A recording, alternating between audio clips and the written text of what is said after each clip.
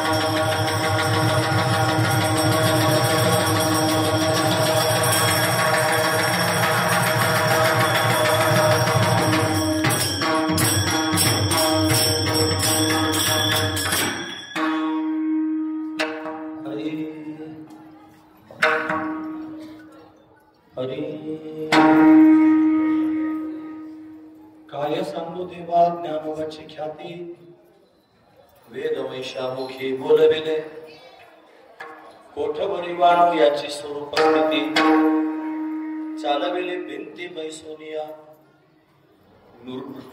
मृत्युकेची, अविद्या मायेचा लागून येती थारा वारा, ऐसे जगदोद्धारा बोलिले, कोठवरी वाणू याची स्वरूप स्थिती, चालविले भिंती मृत्युकेची,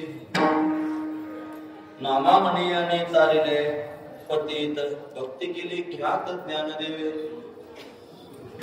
कोठवरी वाणू याची स्वरूप स्थिती, चालविले भिंती मृत्युकेची,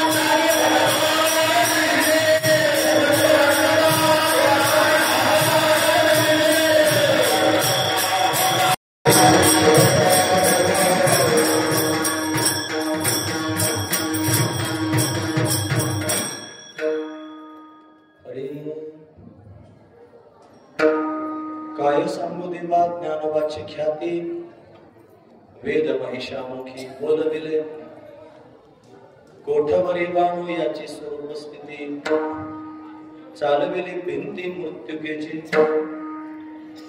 प्रस्तुत प्रसंगी कीर्तन रूपे सेवेकरिता निवडलेला अभंग बाल भागवत श्री संत नामदेव महाराज यांचा 4 चरणांचा आणि ज्ञानोबा यांची ख्याती वर्णन करून सांगणार अशा पद्धतीचा अभंग आहे.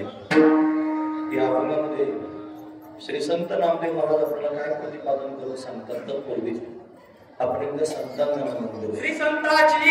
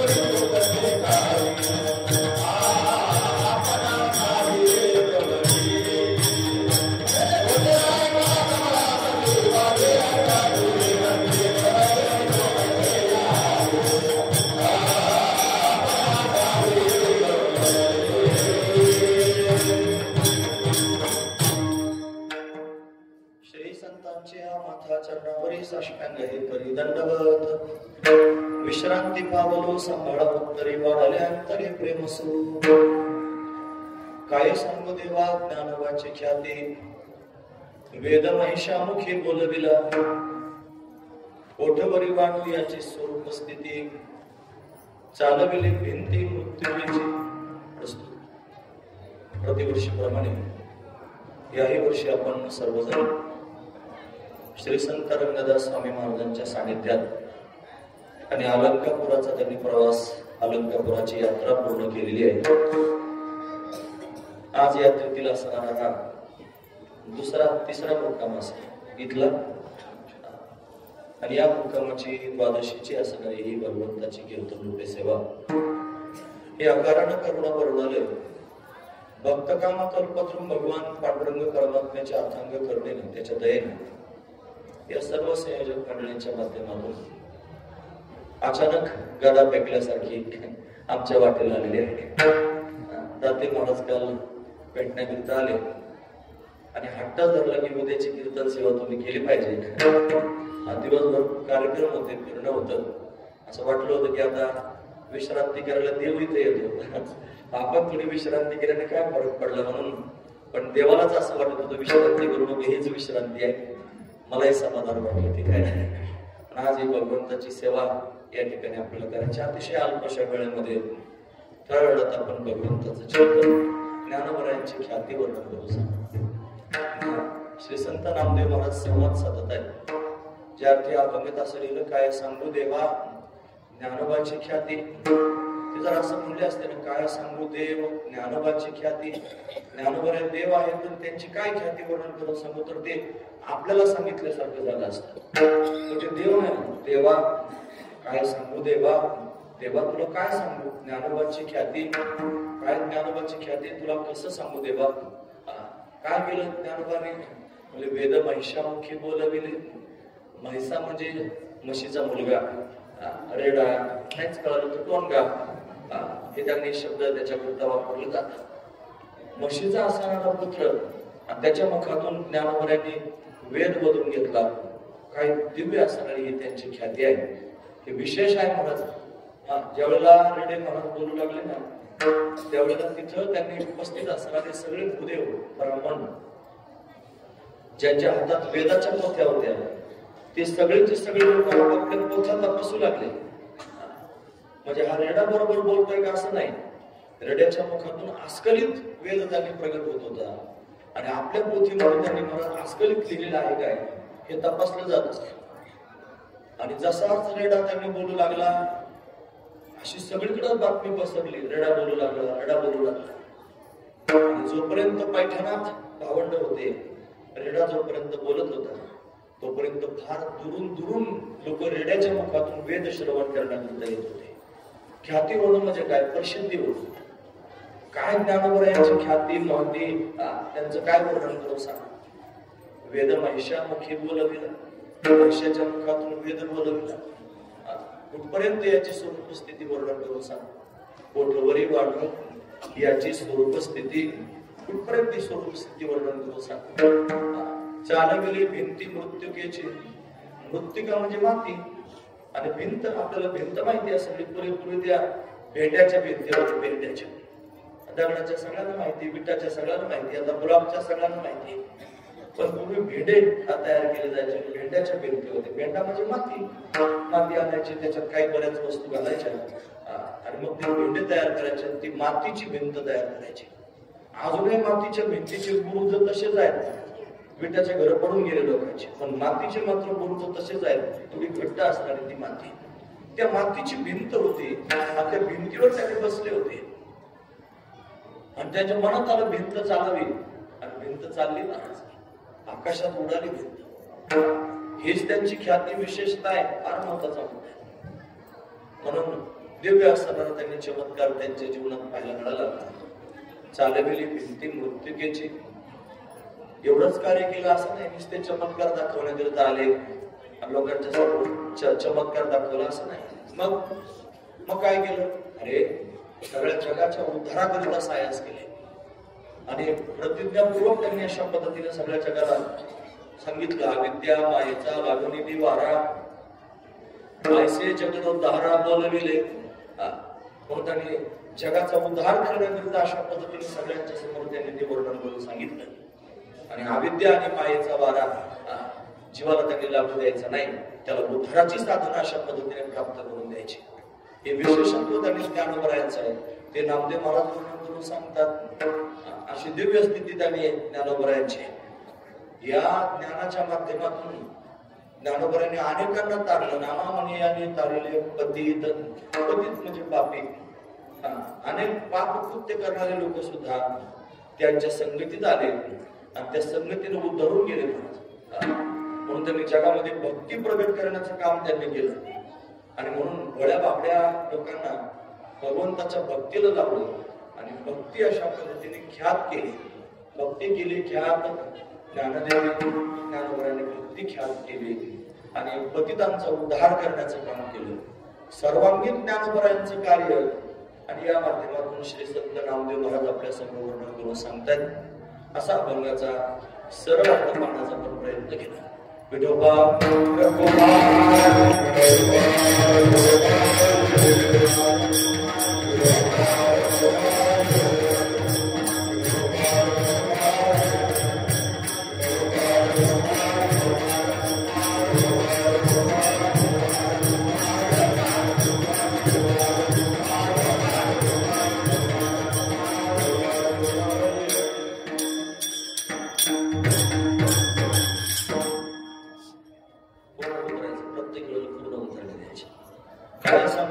ज्ञानोबाची ख्याती वेदमहिषामुखी बोलविले किंवा बोलविला.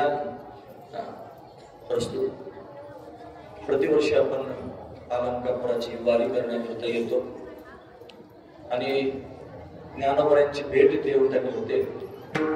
या विचारांच्या माध्यमातून संतच त्यांनी भेटतात. कोणत्या तरी माध्यमातून ज्ञानोबराय आपल्याला एकदा तरी या वारीच्या काळात भेटतात. दिव्य भाव आहे. त्याच्या पोटात भावना असेल त्याला ज्ञानोबरायांचं दर्शन होतच म्हणायचं.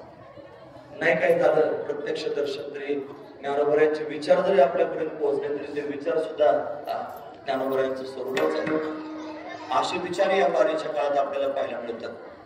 म्हणून हे अलंकापुराचं वैभवच काय वेगळं ते भगवंतानं स्वतः वर्णन करून सांगितलं.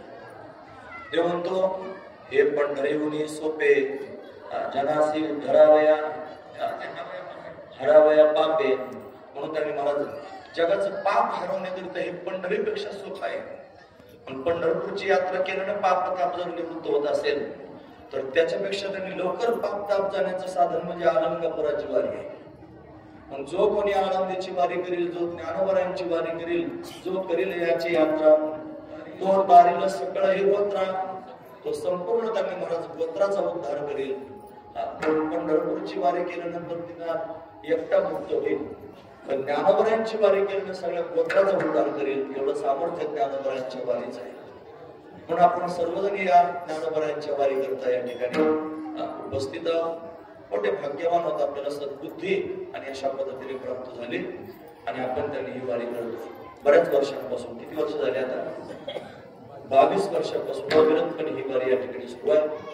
म्हणजे आपण थंडीचा, वाऱ्याचा, बाकी कशाचाच विचार न करता एक ज्ञानोबरायांवर आपलं प्रेम आहे, निष्ठा आहे आणि म्हणून आपण सर्वजण ही वारी करता येतो. का वारी करता येतो त्याचं कारण आपल्या सगळ्यांना ज्ञानोबरायांची ख्याती ज्ञात आहे.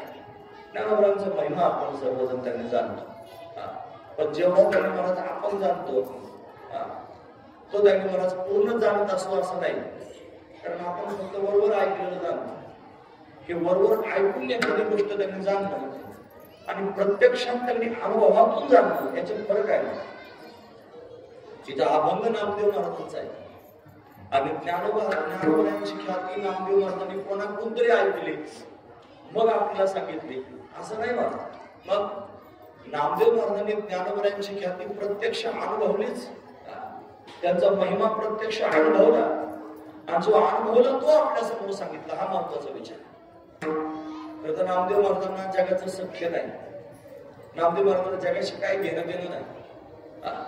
दुसऱ्या देवदेवतांचं सुद्धा नामदेव महाराजांना काय घेणं देणं नाही. ते म्हणतात, गटावरी करून आहे ज्या देवाचे दयाचे दर्शन, ज्या देवाचे कमरे राहत नाहीत त्याच्या पाया सुद्धा पडत नाही. असे कट्टर आहेत हे सर. तुकोबारायांसारखे ते म्हणतात, करीचे ते देवा करी माझे सुखे बरे मी त्याचे मुखे म्हणे संत. म्हणून ते दुसऱ्याला संतही म्हणत नाहीत आणि ते दुसऱ्या देवाला त्यांनी पाहत नाही. ते म्हणतात, एक गावे आम्ही विठोबाचे नाम आणि गावे का म्हणा म्हणून नामदेव महाराजांसारख्या संतांना विठ्ठल परमात्मा पांडुरंग परमात्माच सर्वस्व आहे, दुसरं कोणीच नाही.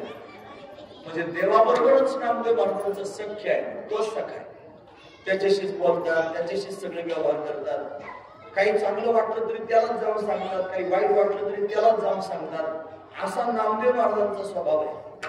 असे नामदेव महाराज, त्या नामदेव महाराजांना आणि चांगदेव महाराजांच्या माध्यमातून पंढरपुरामध्ये ज्या वेळेला पांडुरंगाला बातमी कळाली, तर पांडुरंगाला काय कळत नाही, पण तरी चांगदेव महाराज आले. त्यांनी सांगितलं की भिंत चालवली, मी त्यांनी वाळवंटी सुनारलो, हातात सर्प त्यांनी घेऊन आलो आणि ते भिंतीवर आले. मला त्यांनी माझा अभिमान त्यांनी संपून गेला. हरवली भ्रांती चांगल्याची भ्रांती माझा तो निघून गेला आणि मी त्यांची शरणागती केली. मी त्यांचा अभिषेक करून आलो, मी प्रत्यक्ष त्यांच्या माध्यमातून झालेला चमत्कार पाहून आलो, असं पांडुरंगाला सांगायला लागले चांगदेव महाराज. नामदेव महाराज होते त्यावेळी पण ते ऐकलं. मग देवाला हळूच सांगायला सुरुवात केली की नामा, आणि ते संत जवळ आलेले आणि ते सहजासहजी भेटत नाहीत, जा ना त्यांच्या भेटीत. नामदेव महाराज म्हणले का जाऊ, का जायचं, तुम्ही ऐकत नसेल, कशाला जायचं संतांकडे, काय आवश्यकता आहे मला संतांकडे जाण्याची, आणि तू मला प्रत्यक्ष भेटतोस, तू काय सामान्य आहेस, तू त्रैलोक्याचा मालक आहेस, जगाचा त्याने सूत्र संचालक आहेस, तू प्रत्यक्ष मला भेटतो ना, आता काय करायचं आहे मला कोणाकडे जाण्याची, अरे पण जा संतांकडे गेलं पाहिजे, मी म्हणतो म्हणून जा. आणि मग गेले नामदेव महाराज. एक ताठा गर्व पोटामध्ये होता आणि त्या ताठातच गेले महाराज. निवृत्तीनाथाने पाहिलं नामदेव महाराज आलेले आहेत, लगेच घ्यायला समोर आले, दर्शन घेतलं. आता हे सगळे आम्ही आलो, पाया पडत होते, मी खंत महाराजांजवळ व्यक्त केली, एवढे लोक पाया पडतात आणि आम्हाला त्यांच्यासमोर वागता सुद्धा येत नाही. एवढे 100 माणसांनी पाया पडून एक माणूस 100 वेळा वाकायचं म्हणून त्याच्या मोदळ गेलं. वाकलं पाहिजे सगळ्यांच्या समोर, महत्वाची गोष्ट. परमार्थ वाकणं हाच परमार्थ आहे. ते मात्र वाकेनात कोणाच्या समोर नामदेव महाराज. मग ज्ञानोबरांनी खुनूला नमस्कार केला, त्यांनी नमस्कार केला, सोपान काकांनी नमस्कार केला, मुक्ताबाईला खुनाला मुक्ती नमस्कार करून ती मोठी संत आहेत, भगवंताला परप्रिय आहेत, बाल भागवत आहेत, तिकडे मी नाही पाहिजे. तो वागतो का कोणाच्या समोर, इथून सुरुवात केली. नामदेव महाराजांविषयी बोलायला नाहीच पाया पडले. नंतर त्यांनी तो प्रसंग घडला, बरोबर काका आले होते, गडगड कच्च का पक्क असं त्यांनी मला ठरवायचा प्रयत्न सुरू झाला. निवृत्तीनाथांच्या डोक्यात थोपटणं मारलं, त्यांच्या चेहऱ्यावरचे भाव तसेच राहिले. ज्ञानोबराय, सोपान काका आदी करून सगळ्या संतांच्या डोक्यात थोपटणं मारलं, काय म्हटले नाही. नामदेव महाराजांच्या डोक्यात थोपटणं मारलं की टिंबूळ झालं आणि पुन्हा ठणान बोंब मारायला लागले. असे काही संत असतात का हाणामाऱ्या करतात, हे काय संत आहेत? अशा पद्धतीने त्यांनी महाराज ठणान बोंब मारायला लागले. थांबणार नाही म्हणून इथं मुक्ताई हसली मोठ्यानं, हा कच्च बडकायला. सगळ्या संतांमध्ये कच्चे ठरले, देवाकडे गेले. देव मला काय झालं, अरे काय असे संत असतात का देवा, तुम्हाला जा त्यांच्याकडे, ते संत आलेले आहेत. आमच्या डोक्यात त्यांनी बघ म्हणजे किती मोठे टिंबूळ माझ्या डोक्याला. आणि मग मात्र त्यांनी महाराज देवही हसायला लागला, म्हणजे खरंच कच्चा आहेस. मग काय करावं, देवानं त्यांचं ते कच्चे पण प्रगट करून दाखवलं. आणि कसं काय कच्चा आहे, मी तुला ओळखू येत नाही, भेटत जरी असतो तरी ओळखत नाही. का ओळखत नाही, परीक्षा घेऊन पाहिले, मुलामुलाचं भेसाड्याचं रूप घेतलं म्हणतात, आणि त्या माध्यमातून त्यांनी महाराज परीक्षा घेतली. कुत्र्याच्या रूपात आले, ओळखू आलं नाही. मग सांगितलं मी तुझ्या समोर आलो पण तुला ओळखू आलं नाही, माझी ओळख व्हावी असं वाटत असेल तर तुला त्यांनी शिरगुरूंकडे जावं लागेल.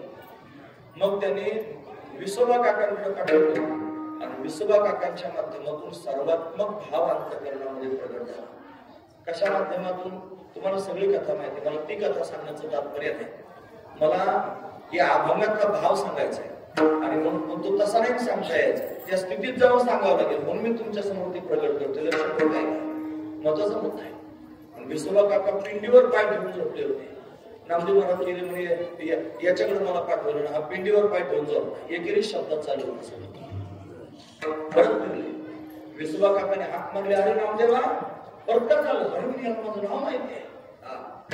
ते जवळ गेले, तुझं माझं नाव कसं काय, तुझं नाव काय, तू कशाला आलं हे पण मला माहिती, तुला कोणी पाठवलं हे मला माहिती.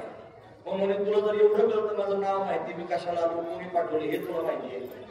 मग त्यांनी देवाच्या डोक्यावर पाय ठेवून झोपला, हे तुला कळत नाही का, हा खाली घ्या. अरे म्हणा माझं वय झालं, मला पायाची हालचाल करता येत नाही, चुकून गेले दोन पाय, मग तू जर बाजूला ठेवले तर काय होईल म्हणून तेवढे माझे पाय बाजूला ठेवले, मला ठेवता येत नाही. मग ते नामदेव महाराजांनी उचलले आणि दुसऱ्या बाजूला ठेवले की खालून पिंड तयार झाले. असं सगळं गोल फिरवलं, जिथं जिथं पाय ठेवून तिथे तिथं पिंड तयार झाले.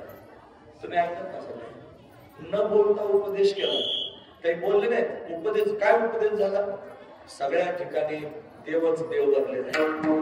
कला पगडा देखे नेरा, देखे तो सब वहीने घेरा, न बोलताच उपदेश झाला. आणि दुसरी गोष्ट कळली, हे सामान्य नाही, हे देवाच्या डोक्यावर पाय ठेवत नाही, देवच यांची पाय डोक्यावर घेतो, एवढं यांचं सामर्थ्य आहे. हे कळालं आणि मग तत्वबोध प्राप्त झाला. खेचर विसा प्रेमाचा पिसा, तेने नामा कैसा उपदेशीला. मग त्यांनी नामदेव महाराजांचा उपदेश झाला. मस्तकी ठेवला हात, श्रवणे सांगितले मात, पदपिंड विवर्जित केला नाम्या. नामदेव महाराजांना दिव्य स्थिती प्राप्त झाली आणि मग ते संत ज्या स्थितीत आहेत ती स्थिती नामदेव महाराजांना कळली की ही परमार्थाची खरी स्थिती आहे. तुमच्या लक्षात आलं? आधी संतांकडे गेले पण संत कळाले नाही, पण नंतर विसवागाच्या माध्यमातून बोध प्राप्त झाला. मग संतांची स्थिती कळाली. का कळाली?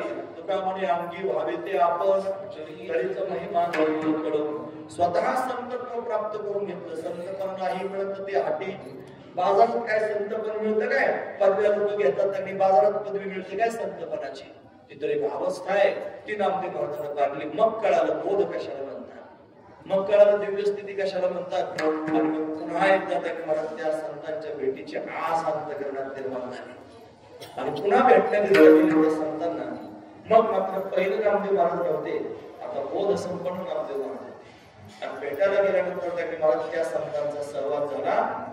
त्यांच्या अंतःकरणातला ज्ञानाचा भाव यांच्या अंतःकरणात त्यांनी उमटला आणि यांच्या अंतःकरणामध्ये असणारा भक्तीचा भाव त्यांच्या अंतःकरणात प्रगट झाला. ज्ञान आणि नाम यांची सांगड बसली. ज्ञान आणि नाम यांची सांगड बसली आणि ते दोन एकत्र झाले आणि आता त्यांच्या मनात भाव निर्माण झाला. माझी जीवितची आवडी पांडुरंगी मनोरंगले, गोविंदाचे गुणी दिले. मग ते पंढरपूरला त्यांनी आले. नामदेव महाराजांच्या त्या पांडुरंगाचं वर्णन त्यांनी ऐकून मग पंढरपुरात येऊन त्यांनी पांडुरंगाच्या भक्तीला रंग आला महाराज आणि हे त्यांनी भक्त पांडुरंगाच्या भक्तीमध्ये तल्लीन विभोर अवस्था निर्माण झाली आणि सख्य निर्माण झालं. सख्य आजपर्यंत हे बघा, तुम्ही जर बारीक ऐकत असाल तर मी उपक्रम करताना आपल्या समोर हे सांगायचा प्रयत्न केला की नामदेव महाराजांना जगामध्ये दुसरा कोणीच नाही, देवच त्यांचा सखा आहे की नाही? देवच सखा आहे.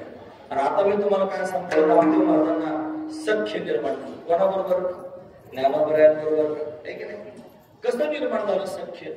पांडुरंगाबरोबर त्यांनी सख्य होतं ना, आता ज्ञानोबरोबर सख्य झालं. कसं निर्माण झालं त्याचं कारण आहे. पांडुरंग आणि ज्ञानोबा हे दोन नाहीत असं कळालं नाही. कळालं? पांडुरंग आणि ज्ञानोबा दोन आहेत, एकच आहे हे ज्ञानोबा नामदेव महाराजांना अनुभवातून कळालं. मग त्यांनी महाराज जो विठ्ठल उभा असणारा देव आहे तोच ज्ञानोबारांच्या रूपानं प्रत्यक्ष प्रगट झालेला आहे.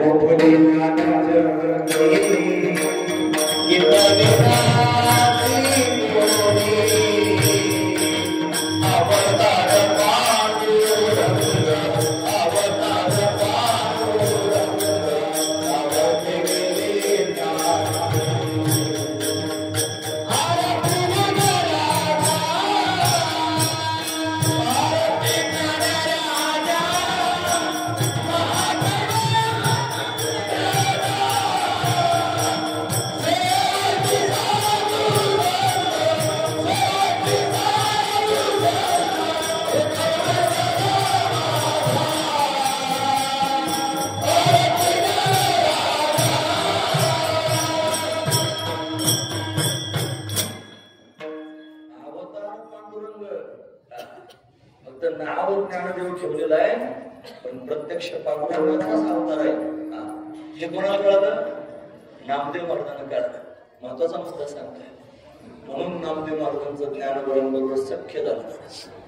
एवढे जीवलग झाले ना दोघे एक जीव झाले. काय सांगायचं तुम्हाला? ज्यावेळेला ज्ञानोबा समाधीला बसले ना जाऊन आणि शिळा घेतली, निवृत्तीनाथ महाराजांनी तर डोकं पडून रडायला सुरुवात केली. ते म्हणजे नामामने देवा पेटला होता शरण, करा समाधान निवृत्तीची अशी अवस्था झाली. आणि मग ते निवृत्तीनाथांची सांत्वना देवानं कशी कशी केली.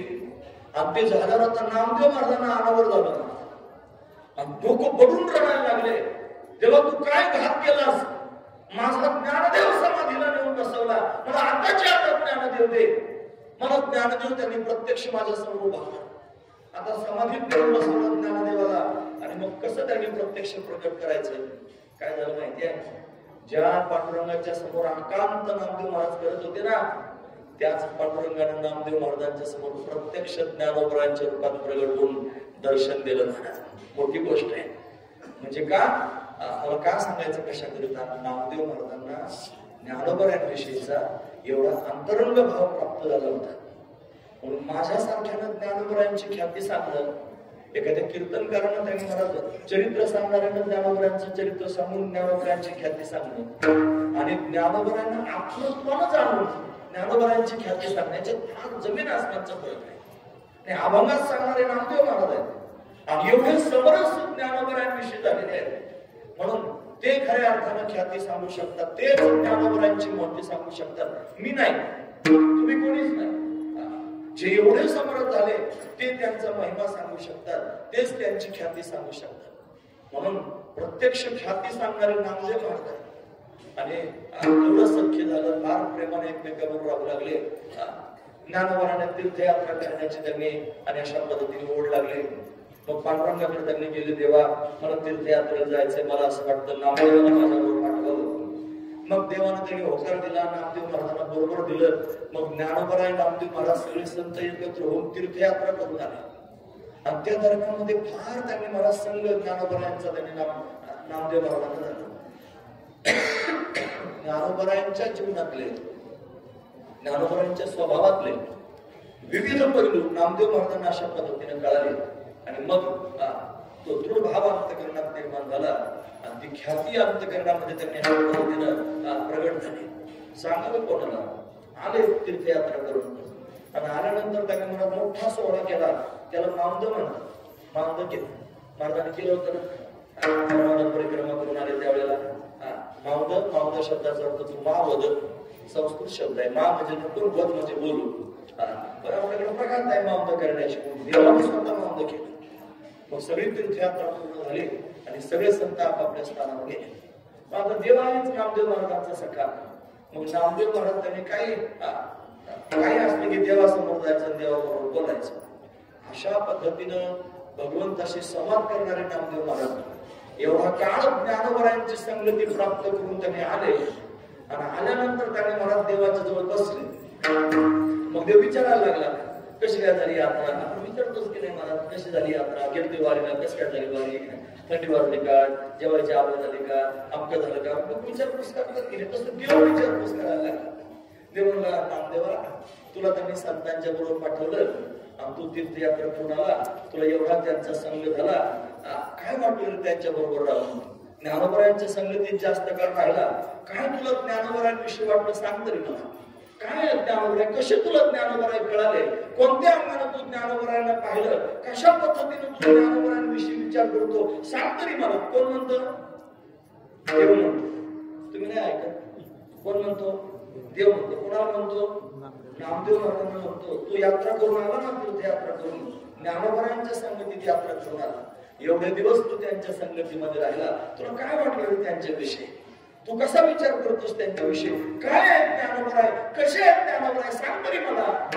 असं म्हणल्यावर त्यांनी नामदेव महाराज देवाला सांगायला लागले,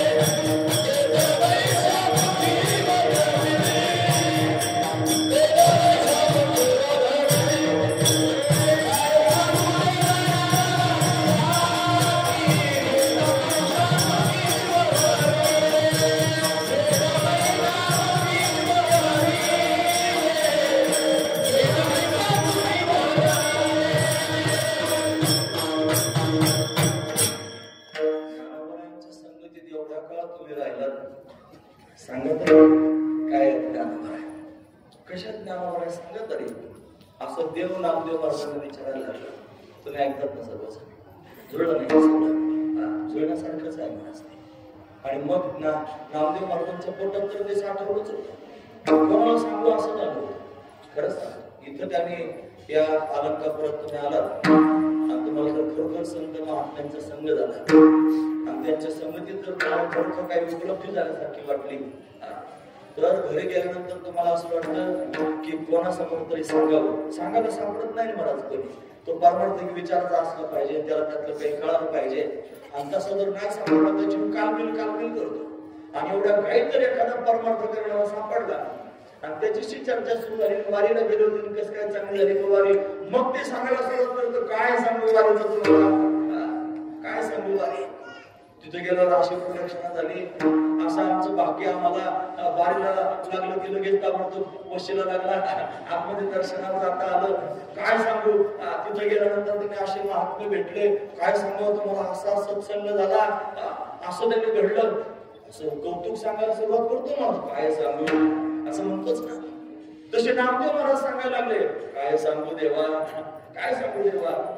काय सांगतात, ज्ञानोबाची ख्याती, मी ज्ञानोबरायांची ख्याती सांगतो. काय सांगू ज्ञानोबरायांची ख्याती, ख्याती बऱ्याच लोकांची आहे महाराज, पण विशेष असणारी ख्याती सांगितली. बऱ्याच लोकांची ख्याती आहे ना महाराज.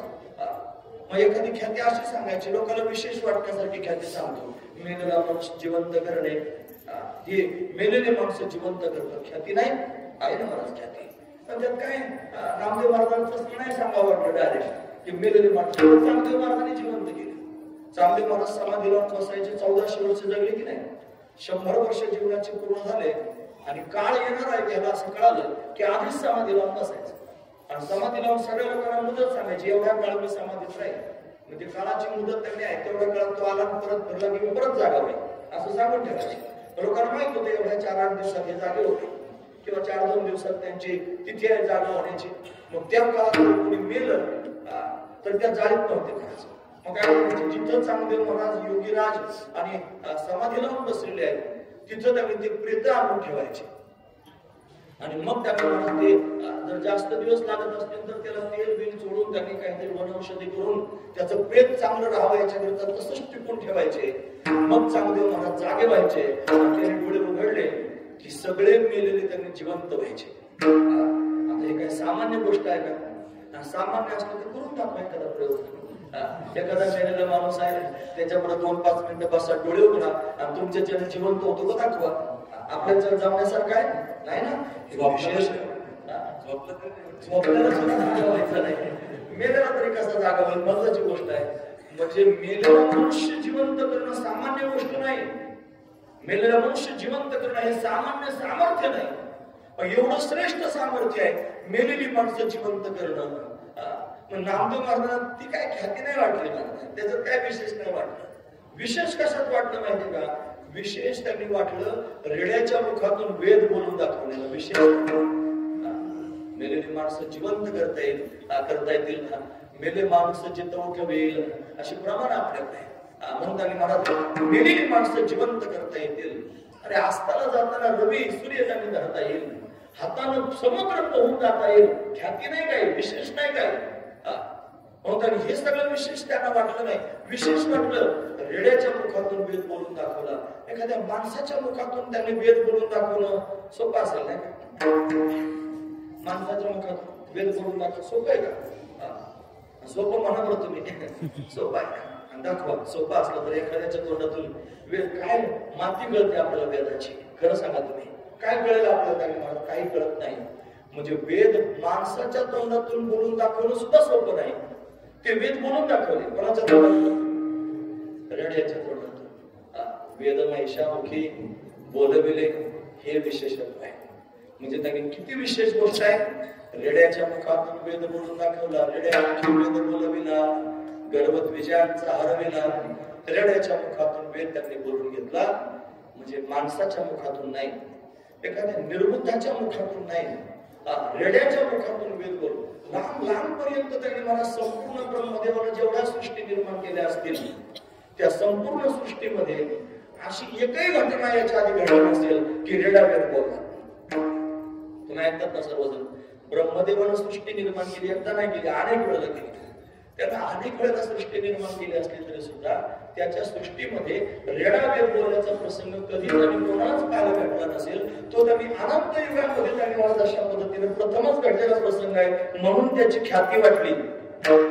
मेलेले माणसं तर जिवंत केले असतील याच्या आधी कितीतरी लोकांनी, मुख्य लोक बोलायला लावले असतील. काल आपण शंकराचार्य यांच्याकडे हस्तांदोलन त्यांनी आराम त्यांनी त्याला बोलायला लावलं, तर बोलतच नव्हता त्यांनी बोलायला लावलं. माणूस बोलायला लावला याच्यात काय कौतुक आहे? बोलायला लावला कोण? रेडा बोलायला लावला. ब्रह्मदेवाला सुद्धा कळालं नाही, हे ब्रह्मादिकांना सुद्धा कळत नाही. म्हणून त्यांनी म्हणून ठेवली पाय डोई, म्हणून तुका म्हणे युक्तीची ते खोली, म्हणून ठेवली पाय डोई. ब्रह्मदेवाला सुद्धा त्यांनी ब्रह्मादिक जेथे तुम्हा ओळखले इतरा तुला काय होते, ब्रह्मदेवा साक्षात सुद्धा ज्ञानोबराचं हे पूर्ण कळालं नाही. आणि ब्रह्मदेव सुद्धा आश्चर्यचकित आहे. आणि म्हणून ख्याती कुठपर्यंत गेली? आता सत्य लोकांपर्यंत गेली. ख्याती कुठपर्यंत गेली ज्ञानोबरांची? ती त्यांनी देव लोकांपर्यंत गेली. अरे कनकाचे ताट करी सोन्याचं ताट घेऊन आरती करण्याकरिता त्यांनी महाराज त्या सगळ्या नारी उभ्या आहेत. देव लोकातून देव देवता सुद्धा त्यांनी महाराज विधेंद्र आदी देव सदा असतो मानम समाधिस्थ मूर्ती विधी म्हणजे ब्रह्मदेव इंद्र हे सगळ्याची सगळे स्तुती करतात. आता हात सोडून त्यांच्या समोर उभे आहेत. म्हणजे ख्याती कुठपर्यंत गेली? इंद्र शब्द आला म्हणजे स्वर्गापर्यंत गेली, विधी शब्द आला म्हणजे ब्रह्मदेवापर्यंत गेली. अरे ख्याती जर आता आपली ख्याती असते ना, ख्यातीमध्ये प्रसिद्धी आपलं म्हणजे एवढं तळण त्याच्यात नदी बैल खेळत, आपली ख्याती एवढीच असते. डराव करायचं, त्याला ओळखतो कोण महाराज? फार तर त्याचं गाव ओळखेल, नाही तर पंचकृषी ओळखेल, एखादा तालुका ओळखेल, नाही तर एखादा जिल्हा ओळखेल, नाही तर आमची शेजारची एक दोन जिल्हे ओळखतील. ही काय ओळख आहे का माझ्या? ओळख कशी पाहिजे? स्वर्गात ओळख, डायरेक्ट स्वर्गात ओळख कशी पाहिजे? डायरेक्ट विधींद्रादी देव आहे ब्रह्मदेवाकडे ओळख, डायरेक्ट ओळख. ख्याती कुठपर्यंत गेली? रेडा बोलवण्याची ख्याती कुठपर्यंत गेली? अरे इंद्राला कळाली म्हणून तर स्तवन करतो ना, ब्रह्मदेवाला कळाली म्हणून तर स्तवन करतो. हा महत्वाचा विचार आहे. अरे एवढे मोठे मोठे लोक त्यांचं स्तवन करतात, विधींद्र आदी देव स्तुय मानतात. मग अशी तर ते सगळे स्तुती करतात, याचा अर्थ ज्ञानोबरांची ख्याती कुठपर्यंत गेली? एवढ्या लोकांपर्यंत गेली. अरे भगवान शंकराला ख्याती कळाली. बाबा काय केलं माहिती आहे? जे त्या नंदीवर बसून अशा पद्धतीने चालले होते, पार्वतीबाई बरोबर होत्या, आणि एका एक उतरले महाराज जिथं सिद्धेश्वराचं मंदिर आहे तिथं उतरले, आणि उतरल्यानंतर घडघडाच लोळायला लागले. जटा मोकळ्या दिल्या सोडून आणि त्या मातीतच लोळायला लागले. पार्वतीला म्हणलं काय झालंय? काही रोग बीग झाला का? काय झालं? अंग टाकून दिलं, लोळायला लागले. नुसतं लोळलं नाही, रडायला लागले, हवातूर झालं, रडायला लागले. काय रडतात? मग सांगितलं हे ठिकाण सामान्य नाही. अरे जगाचा सूत्रधार प्रत्यक्ष त्यांनी प्रगट होतो, दिव्य लीला करतो, आणि या ठिकाणी शांत होतो, समाधी घेतो. ते दिव्य असणारे ठिकाण आहे. त्या स्थानाचा महिमा सिद्धेश्वर महादेवाला कळाला. म्हणजे महादेवाला सुद्धा ज्ञानोबरांची काय माहिती आहे? मग एवढे त्यांनी मला किती सांगितले मी तुम्हाला? इंद्र सांगितला, ब्रह्मदेव सांगितला, महादेव सांगितला, हे सगळे महेंद्र देवेंद्र हे सगळे त्यांनी सगळे अशा पद्धतीने ज्ञानोबरांची ख्याती त्यांनी जाणतात. मी काय सांगू देवा? ज्ञानोबाची ख्याती मी काय सांगू देवा? ज्ञानोबाची ख्याती कशी सांगू? ज्ञानोबरांची ख्याती ही काही अशी माझ्यासारख्याने सांगण्यासारखी आहे? तुम्हाला लक्षात येतं मी काय सांगतो ते? आज त्यातला भाव आहे. काय अशी ख्याती केली? वेद महिषामुखी बोल गेले, रेड्याच्या मुखातून वेद बोलून घेतला. काय ख्याती आहे? महत्वाची गोष्ट आहे, अलौकिक गोष्ट झाली. देवाला सुद्धा करता यायचं नाही, ते त्यांनी करून दाखवलं. देवाला जर करता येत असतं तर रेडा त्याने जरा सूत्रबद्ध तयार केलं असतं की नाही? देवाला जर खरंच करता आलं असतं तर रेड्याला आधीच बुद्धी दिली असते, सगळं व्यवस्थित झालं असतं. पण देवाला सुद्धा रेड्याच्या बाबतीत बदल नाही करता आला. तुमच्या लक्षात येतं ना? असे काही लोक सांगतात की रेडा असा निर्बुद्ध असतो महाराज. ते ड्रायव्हर गाडी चालवतात, जर त्या रस्त्यात त्यांनी महाराज त्या म्हशी चालल्या असल्या त्याच्यात एखाद्या रेडा असतात, ते हॉर्न वाजवतं, काय करतं, तरी ते घडतच नाही महाराज. मग त्याला गाडीतून खाली उतरावं लागतं. शेवटी त्याच्या गाडीत काही हत्यार असते काहीतरी, ते मग ते घेता येईल आणि मग त्याला पुढे हकलून देते. त्याला हे सुद्धा कळत नाही की आपण रस्त्यात उभे आहोत, कळत नाही. असा प्राणी आणि तो निर्बुद्ध प्राणी ज्ञानोबरांनी बोलवलं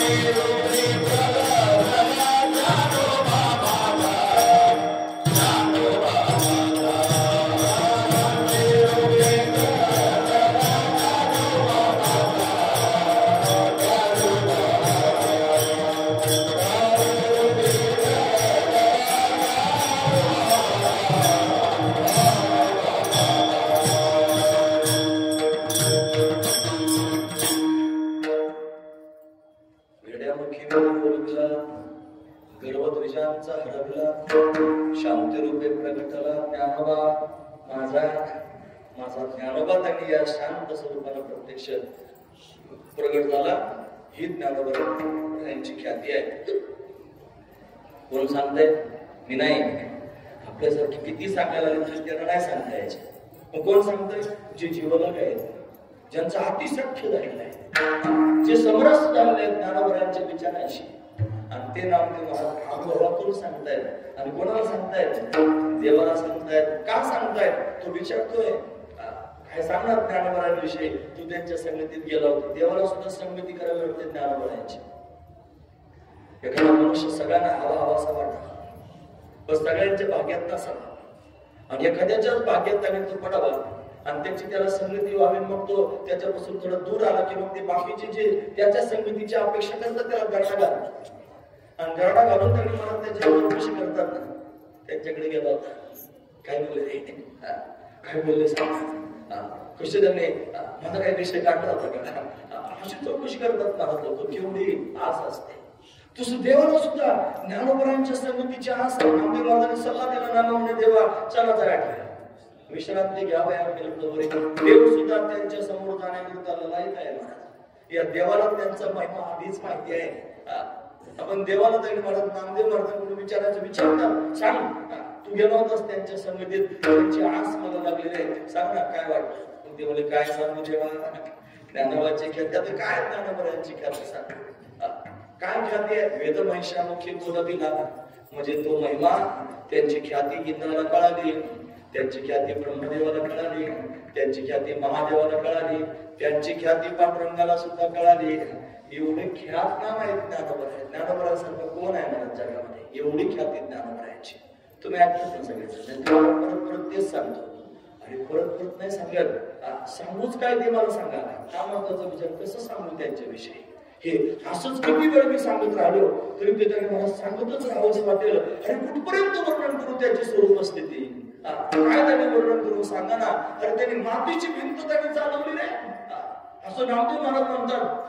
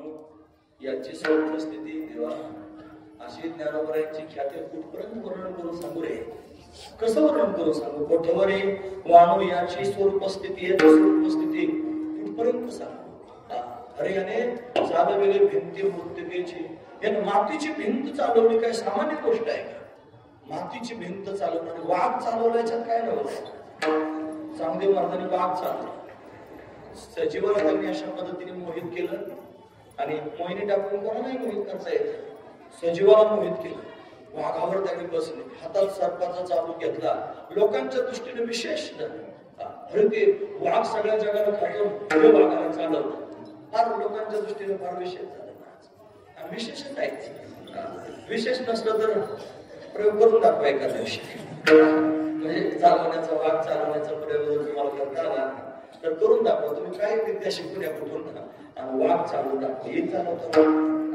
वाघ तुम्हाला चालवून हा महत्वाचा विचार आहे वाघ तुम्हाला तुम्ही डायरेक्ट तुमच्या पुढच्या प्रवासाला कारणीभूत ठरेल या लोकांचा प्रवास आवरून पुढचा प्रवास तुमचा चालू होईल म्हणजे वाघाच्या माध्यमातून तुम्ही चालू लागाल वाघ नाही चालवता यायचं आपल्याला चालवता यायचं कोणी चालवलं चांगदेव महाराजांनी वाघ चालवला प्रत्यक्ष वाघ चालवला पण त्यात काय विषय झाला वाघ चालवला म्हणून त्याच्यापेक्षा श्रेष्ठत्व आहे खरंच असा निरोपच आला चांगदेव महाराजांनी वाघावर बसून आले सर्प हातात घेऊन आले असा सगळाच गोमाटा झाला अलंकापुरामध्ये सगळेच लोक त्यांनी महाराज विश्रांती महाराज त्यांनी विश्रांती करून पुढे अशा पद्धतीने निघाले वाघ चालवताना वाघावर त्यांनी बसलेले आहे हातात सापाचा चाबूक आहे भावंड आपले बसले होते त्या भिंतीवर मातीची भिंत होती मग आपण ऐकलं भेंड्याची भिंत होती मातीची भिंत आता भिंतीवर त्यांनी बसले होते कधीतरी असाच विचार झाला होता दात घासता घासता कोवळं होतं बसले आणि विचार त्यांनी मुक्ताईच्या मनात आला निवृत्ती दादाच्या समोर मांडलं असं वाटतं दादा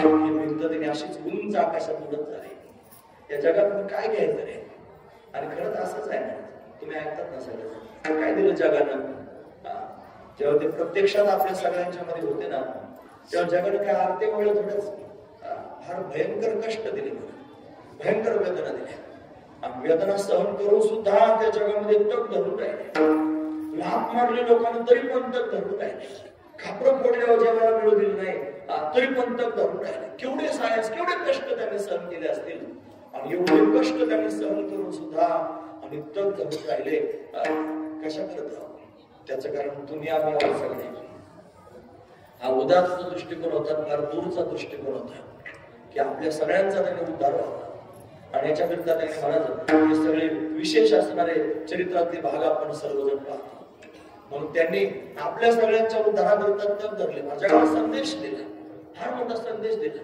भावंडांनी एकमेकाला समजून सांगितलं सोपान काढलं कधी उद्विग्न झाले तर ज्ञानोबरांनी समजून सांगायचं ज्ञानोबरा करून उद्विग्न झाले पर्णकुटीत जाऊन बसले ताटी लावून की मग मुक्ताईने समजून सांगायचं ताटी उघडा म्हणून आता विश्वपट ब्रह्मदोरा ताटी उघडा ज्ञानेश्वर तिने सांगायचं समजून आणि मग त्यांनी अशा पद्धतीनं फार दिव्य असणारा भाव सनद आहे मुक्ताईची आणि ज्ञानोबरांच्या संवादाची सनद 18 अभंगाची सनदच आहे 11 अभंग त्यांनी ताटीची पाहायला मिळतात दिव्य असणारा बोध आहे तो बोध त्या माध्यमातून प्रगट करायचा होता जगाला संदेश द्यायचा होता म्हणून हे सगळं त्यांनी मला अशा पद्धतीने या मार्गात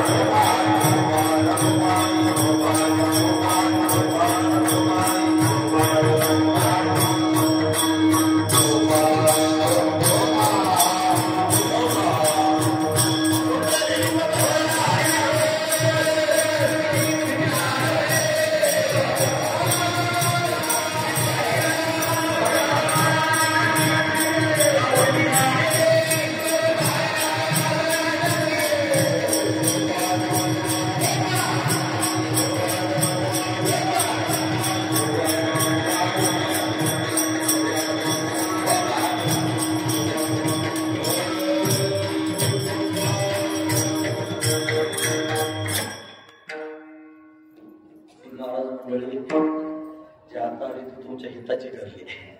आमचा असा ठराव पास झाला होता, 7:30ला कीर्तन सुरू करायचं आणि 8:30ला थांबायचं.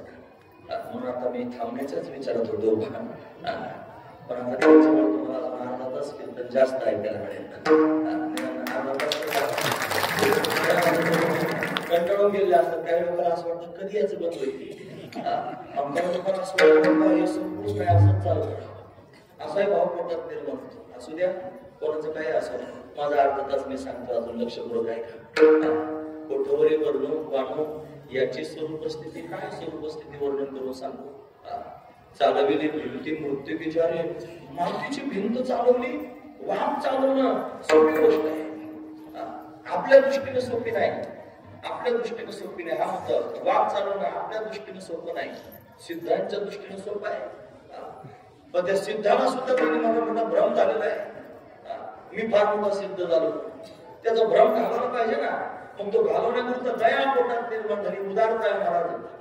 कृपाळू उदार माझा ज्ञानेश्वर, ते कृपाळू तो त्यांच्या ठिकाणी आहे, तो उदारपणा त्यांच्या ठिकाणी. ते कमीपणा दाखवण्याकरता आले, त्यांना कमीपणा दाखवण्याकरता तर वाघावर बसून आले की मी एवढा श्रेष्ठ आहे, तुम्ही माझ्या पुढे काहीच नाही हे सांगण्याकरिता ते वाघावर बसून आले होते. पण त्याच्या मनात तो भ्रम होता मोठेपणाचा, तो भ्रम घालवायचा होता. म्हणून भिंतीवर बसलेले असताना एकदा विचार आला होता, भिंत अशीच उंच आकाशात उडत झाली, या मुद्द्यावर आपण थांबलो होतो. का तर या समाजात कशाला राहायचं, काय ठेवलं या समाजानं, काय दिलं. आतापर्यंत भयंकर वेदनाच दिल्या या समाजानं, तरी सुद्धा त्याच्यात तग धरून होते हा मुद्दा सुरू होता. म्हणून त्यांनी कधीतरी असंही वाटत होतं आता दिसत नाही जाणार, असे तरी नकोच या लोकांमधून थांबायचंच नाही. ज्यावेळेला पैठणा फिरणा बोलवलं ना, आणि बोलवल्यानंतर त्यांनी नेवाशाच्या दिशेने जाण्याकरिता निघाले. बैलगाडीला बैल झोपले होते, निवृत्तीदादा पुढे बसले होते, सोपान काका मुक्ताबाई ज्ञानोबराय बसले आणि शांत वातावरण होतं. काही लोक बोडवण करायला आले होते आणि ते बोडवण करणारे बऱ्याच काळापर्यंत चालत राहिले, ते मागे फिरले. आणि ते मागे फिरल्यानंतर त्यांनी कोणीच कोणाशी काही बोलत नव्हतं, फक्त बैलांच्या टापांचा आवाज येतो आणि त्यांच्या गळ्यातल्या घुंगरमाळीचा आवाज येतो, एवढाच आवाज होता. गाडीचा फक्त चाकाचा आवाज असेल. अशा शांत वातावरणातून तेवढ्याच आवाजात अजूनच आवाज ऐकू आला, एक रडण्याचा भुंका ऐकू आला, रडण्याचा भुंका. अरे कोण रडतंय? निवृत्तीदादांनी मागे वळून पाहिलं, कोण रडतंय रे ते असं म्हणल्यावर त्यांनी मुक्ताईनं त्यांनी ते चुलूकदार होते, त्याने काय सांगायला सुरुवात केली, हा ज्ञानदाता रडतोय असं म्हणलं की गाडी थांबली. गाडी जशीच थांबली ज्ञानोबरांनी गाडीतून उडी मारली आणि उडी मारून रस्त्याच्या कडेला मोठा दगड होता, त्या दगडावर जाऊन बसले आणि भुंके देऊन देऊन रडू लागले. निवृत्तीनाथ दादा खाली उतरले आणि उतरल्यानंतर आईचे शब्द लक्षात आले. आई देहांत प्रायश्चित्त घ्यायला गेली तेव्हा सांगून गेली होती, निवृत्ती माझ्या भावांच्या डोळ्यात कधी पाणी आलेलं पाहू नकोस, हे सांगायला पण मला कसं तरी होतंय. आईनं सांगितलं होतं जाताना की माझ्या बाळांच्या डोळ्यामध्ये पाणी आलेलं कधी पाहू नकोस. आणि ते जर फार उद्विग्न झाले, फार कसावीत झाले तर पक्षीने जशी पिलाने पंखाखाली घेते ना, असं पिंक पंखाखाली घे असं आईनं सांगितलं होतं मला. ते शब्द निवृत्तीनाथांना आठवले. तुम्हाला शब्द सांगितले तरी तुमचा जीव कसावीत झाला ना. तुमच्या अंतःकरणाला विचारा काहीतरी झालं की नाही, अंतःकरणात काळजी झाली नसते. आणि म्हणून निवृत्तीदादा जवळ गेले, ज्ञानोबरांना जवळ घेतलं आणि विचारायला सुरुवात केली, बाळा का रडतोस रे, काय काय झालं रडायला, सांग ना मला, का रडतोस. ज्ञानोबराय निवृत्तीनाथांकडे पाहून म्हणायला लागले, दादा कुठे चाललो आपण, कोणत्या दिशेने चाललो आणि कोणाकडे चाललो.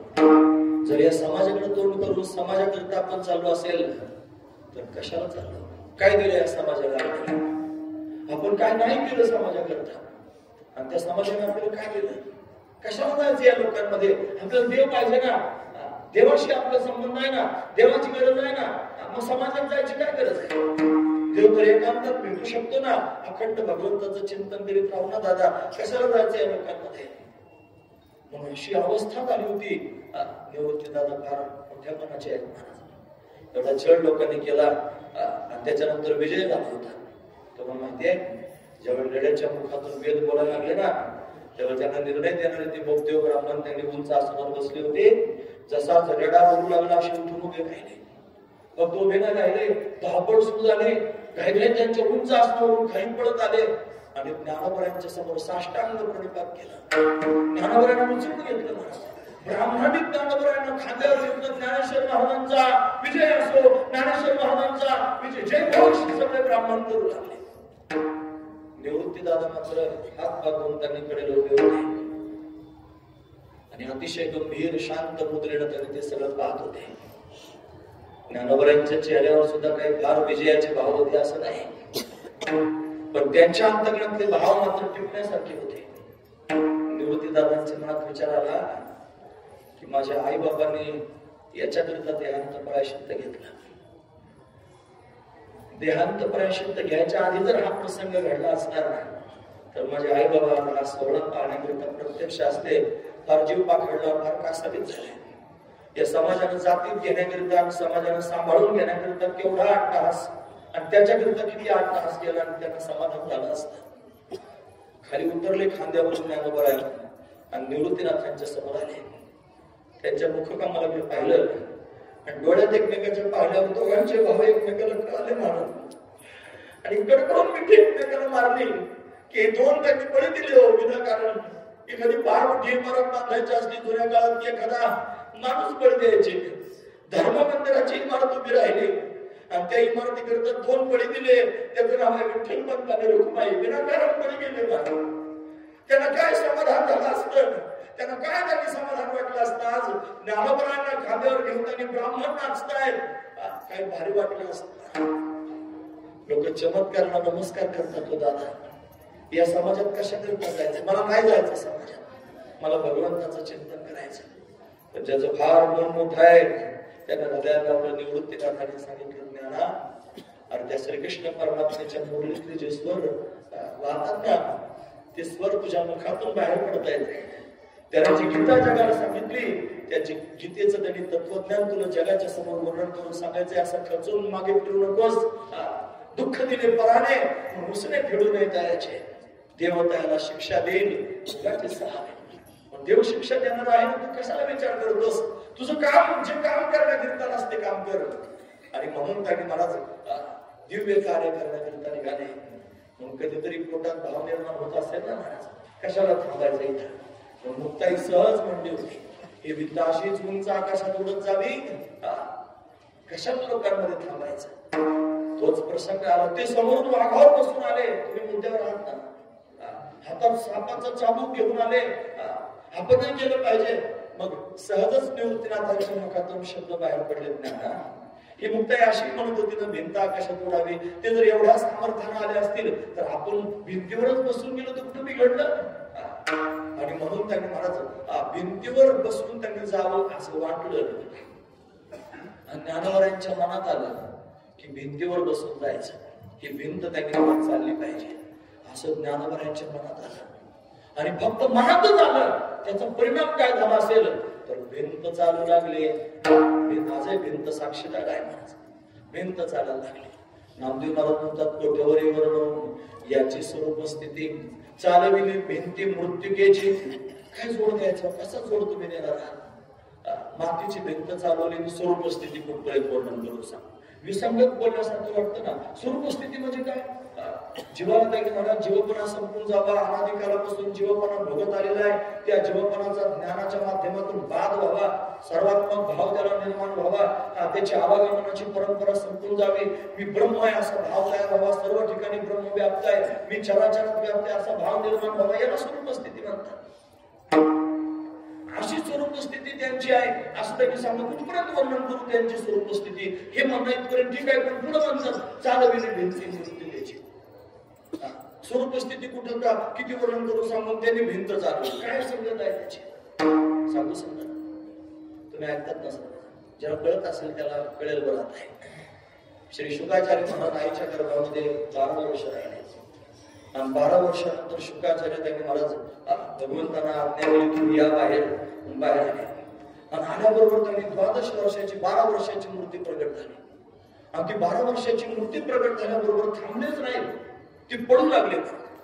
त्यांच्याविषयी वर्णन आहे भागवतात. यम प्रवरजंतमर्पयेत कृत्यम द्वैपायनो विरह कातर आलोहाव पुत्रेति तन्मयतया तरोभिनेतु तम सर्वभूत हृदयं मुनिमानतोस्मि.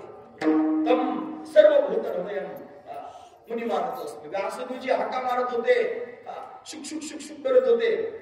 उपजल्या बाळकासे नाव नाही तयापाशी ठेवलेल्या नावाशी देत होती. या नियमानुसार शुक शुक चालू होतं. त्यांनी मात्र हुंकार दिला नाही, पण हुंकार झाडाझुडपातून यायला लागला. झाड हुंकार देत होती. हा कोण मारत होतं? व्यासदेवजी. कोणाला हाक मारत होते? शुकाचार्यांना. मग हुंकार कोणी द्यायचा होता? शुकाचार्यांना. कोण देत होते? का? काय होतं? हुंकार कोण देत होतं? झाड हुंकार देत होते. का बरं? शुकाचार्य महाराज सर्वात्मक भावाला प्राप्त झाले होते. सर्वात्मक भावाला प्राप्त झाले होते. हे विश्वची माझे घर ऐसी मती जयाची स्थिर किंबहुना चराचर आपणाची झाले. चर म्हणजे त्यांनी चालणारे सजीव आणि अचल म्हणजे त्यांनी न चालणारे निर्जीव. कोण काय? आपणाची झाले. स्वरूप स्थिती ऐकायची तुम्हाला. कोठोवरी वर्णू याची स्वरूप स्थिती. हा भाव आहे त्याच्यातला. किती सर्वात्मक भाव झाला असेल. ज्या भिंतीवर बसली होती त्या भिंतीत एक ब्रह्मच गच्च भरलेला आहे. मी ब्रह्म आहे आणि चराचरात गच्च भरलेला आहे. भाव आहे, हा स्वरूपाचा भाव आहे. ही स्वरूप स्थिती आहे. आणि भिंतीमध्ये सुद्धा त्यांनी महाराज सर्वात्मक रीतीने त्यांनी समाविष्ट आहेत. अशी अनुभूती आहे. अनुभव ही अनुभूती आहे. आणि म्हणून त्यांनी वाटलं कुठं मनामध्ये भिंत चालावी आणि भिंत चालायला लागली. कोण चालतंय? अरे ते ब्रह्मच आहे. आणि ते ब्रह्मच त्यांनी मनात चालायला लागलंय. तुम्हाला कळालं नाही काय म्हणतो? ही स्वरूप स्थिती आहे. अरे कुठे किती वर्णन करू सांगू स्वरूप स्थिती? तुम्हाला कळतं का मी काय सांगतो ते? किती वर्णन करू याची स्वरूप स्थिती? कोठवरी वर्णू याची पाहू याची स्वरूप स्थिती. काय स्वरूप स्थिती आहे? अरे फक्त बोलाय पुरतच अहम ब्रह्मास्मी नाही. बोलाय पुरतं सर्वम खलुदम ब्रह्म नाही. अनुभवात सर्वम खलुदम ब्रह्म आहे. मग वाण दाखवते न म्हणती सजीवन निर्जीवन येणती देखलिया वस्तू ते उजळती मीच बस. मीच सर्व ठिकाणी गच्च भरलेलो आहे. मी संपूर्ण ब्रह्मांडात गच्च भरलेलो आहे. सामान्य माणसाचा मुद्दा नाही महाराज. सामान्य लोकांचा हा मुद्दा नाही. महापुरुषांची स्थिती कळण्याकरिता त्या अवस्थेत जावं लागेल. तुका म्हणे अंगी व्हावे ते आपण तरीच महिमा स्थिती सगळ्यांना नाही करणार. ते त्या स्थितीत आहे. त्यांना ते तुम्ही माणसं दिसता. सगळे लोक म्हणतात ते माणसं आहेत. त्यांच्या दृष्टीने माणसं नाही, परमात्माच आहे. तुम्हाला कार्यालय त्यांच्या दृष्टीने कार्यालय वगैरे काय परमात्माच आहे. त्यांच्या दृष्टीने सगळ्या वस्तू आपल्या वस्तू दिसतात, वस्तू नाही. परमात्माच आहे. ते देश काळ वस्तू भेदच भाव आहे. आत्मा निर्वाळला विश्वाच्या आकाराचे झाले. काहीच शिल्लक राहिलं नाही. ईशावास्य विदम सर्व ठिकाणी मीच गच्च भरलेला आहे. विश्वात्मक भाव आहे. हे समस्त ही ब्रह्म ज्ञाप्ती वरी सोहम या भेद वृत्ती. हे सगळं ब्रह्मच आहे. आणि ते ब्रह्म मी आहे. मी ब्रह्मरूप आहे. म्हणजे मी कुठे आहे आता? सगळं जर ब्रह्म आहे. या माईक मध्ये ब्रह्म आहे, या रुमालात ब्रह्म आहे, या सगळ्या कार्यालयात ब्रह्म आहे, सगळ्या चराचरात ब्रह्म आहे. ब्रह्म सर्व ठिकाणी व्यापक आहे. ते ब्रह्म मी आहे. म्हणजे मी कुठे आहे? म्हणजे मी चराचरात आहे. लक्षात घ्या तुम्ही काय सांगू. ही स्वरूप स्थिती आहे. किती वर्णन करून सांगू. ही स्वरूप स्थितीवर वासुदेव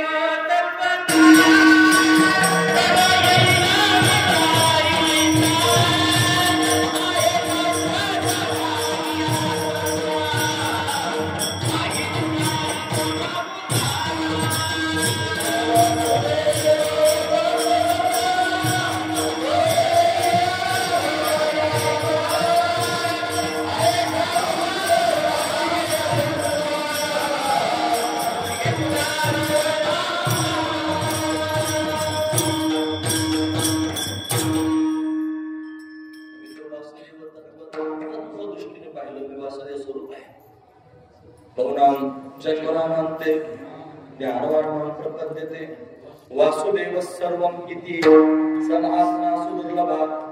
ज्ञान आहे सुलभ नाही, दुर्लभ आहे. असे भेटणं दुर्लभ नाही, सुलभ नाही, दुर्लभ आहे. आपण फार भाग्यवान आहोत. आपल्याला ज्ञान भेटले. आपण फार भाग्यवान आहोत. परमात्मा कुठे भेटले, अरे हे विचार त्यांचेच आहेत ना.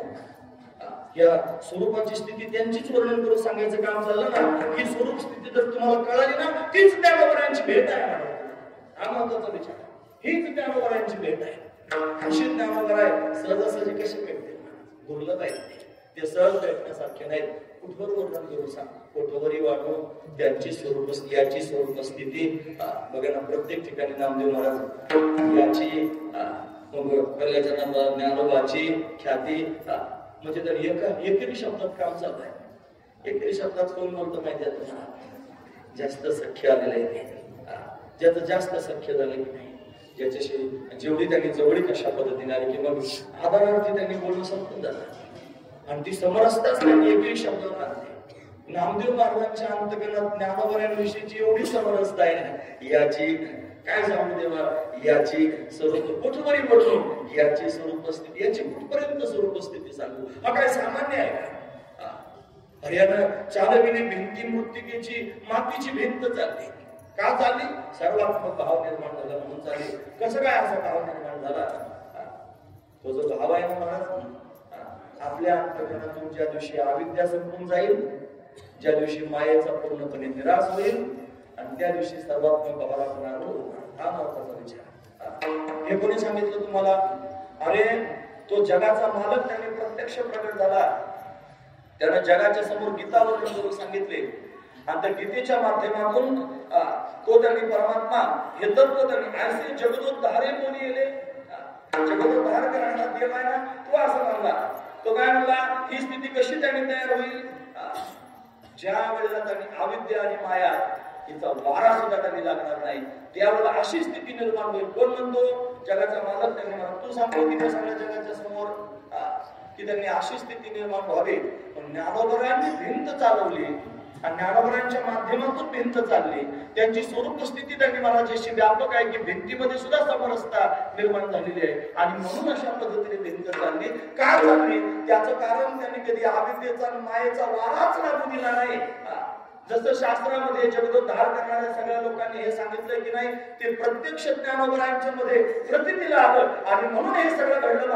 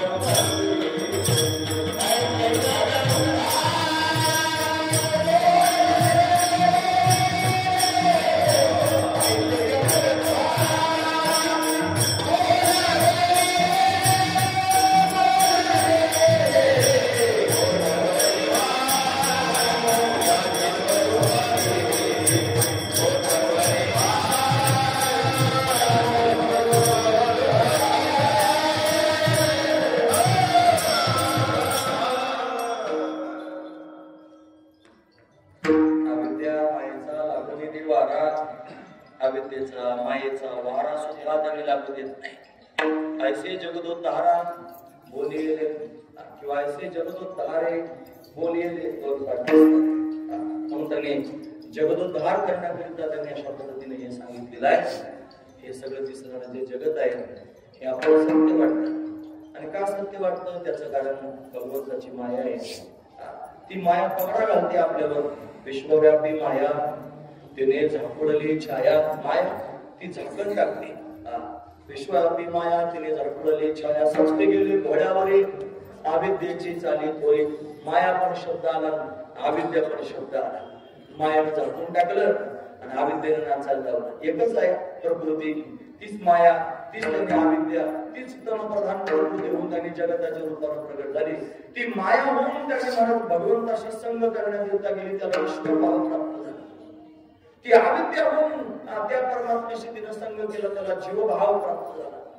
ती तमप्रधान प्रकृती होऊन परमात्म्याशी संग करू लागली, तो जगताच्या रूपाने प्रगट झाला. हे जर कशामुळे घडलं असेल सगळंचे सगळं, तर त्या अविद्या आणि मायेमुळे त्यांनी झालं. म्हणून जिथं जिथं अविद्या आणि मायेचं साम्राज्य आहे, तिथं तिथं सगळं जगत प्रतीला येतं. आणि जगत प्रतीला की जगातातले सगळे व्यवहार पण प्रतीला येतात. मग ते सत्य समजून त्याच्यात सुख दुःखाचे हलकावे खावे लागतात. पण या ज्ञानोबरायांच्या बाबतीत जर पाहायचा विचार केला, तर त्यांच्या बाबतीत पाहिलं तर ही अविद्या आणि माया याचा वारा सुद्धा त्यांच्याजवळ नाही. अविद्या मायेचा लागून वारा, ते स्वतःच जर अविद्या मायेचा वारा लागू देत नाहीत, तर जगाला तरी कसा लागू देतील. जे त्यांच्या संगतीमध्ये गेले त्यांना सुद्धा असाही अर्थ लावला, अविद्या मायेचा लागून वारा, ते आपल्याला आणि अविद्या मायेचा वारा लागू देत नाहीत. ऐसे जगदोद्धार आपले म्हणून त्यांनी जगदोद्धार करण्याकरिता अशा पद्धतीनं त्यांनी कार्य केलेलं आहे, असं त्यांनी वर्णन पाहता येऊ शकतं. म्हणून त्यांनी काय केलं जगाकरिता असं जर कोणी म्हणत असेल तर विश्व ब्रह्मचे केले. काय केलं त्यांनी? सरळ उत्तर आहे महाराज, विश्व ब्रह्मचे केले, विश्वच ब्रह्म करून टाकलं महाराज. म्हणून त्यांनी प्रगट गुह्य बोले. काय केलं? गुह्य असणारं तत्व जगाच्या समोर सांगितलं. काय हेच गुह्य आहे की सर्व ठिकाणी एकच परमात्मा तत्व व्याप्त आहे. तिथं माया आणि अविद्या तुम्ही तयार केलेली आहे की नाहीच मुळे असा त्यांनी भाव आहे. अशा दिव्य स्थितीमध्ये ते आहे, ते जगाला त्या मायेचा स्पर्श होऊ देत नाही, लागून दे वारा, अशी त्यांची दिव्य अवस्था आहे. असे श्रेष्ठ असणारे श्री ज्ञानोबा आहेत आणि त्यांचा महिमा नामदेव महाराज वर्णन करून सांगतात. अशा पद्धतीनं त्यांनी अवतार धारण केला आणि अवतार धारण करून दिव्य असणारं कार्य केलं. हे कार्य करत असताना त्यांच्या संगतीमध्ये जेवढे जेवढे आले ते सगळे त्यांनी मला कसे आहेत त्यांनी पाहिलं नाही.